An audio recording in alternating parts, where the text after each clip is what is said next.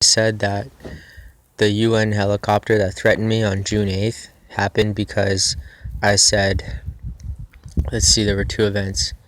One was the blonde, so this was when I said it must be the blonde melon head guy from the park running the whole show, because I read in a book that the dude running the show always goes out to look. And so they sent the black UN helicopter, and I heard it coming. And because he was flying so thunderously fast, not because it's the UN cover-up copter that you can hear for 2 minutes beforehand.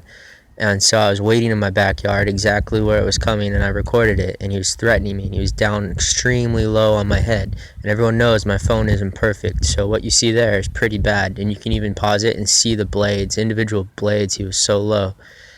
And because everything they do as an immediate response after I say something. Like I said the red helicopter recently, I've said the certain, like the military helicopters or certain events, and then they send a cover-up out right afterward. So this morning I mentioned the June 8th UN cover-up helicopter, and they just sent out a helicopter with a silencer on the tail, first of all, so that I wouldn't see it, or maybe because I was talking about the sound of the helicopter and how you could take one of my style phone and just record one of those helicopters, and you could even identify it by the sound apart from the visual in the video.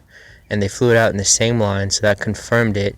And it had a dark, extremely dark blue bottom, and then it had a silver stripe going, and it wasn't like just brilliant silver, it wasn't like extremely obvious, and it came from the bottom front up diagonally towards the top of the back, and then it had a lighter blue, but not light at all, but just a lighter shade of blue.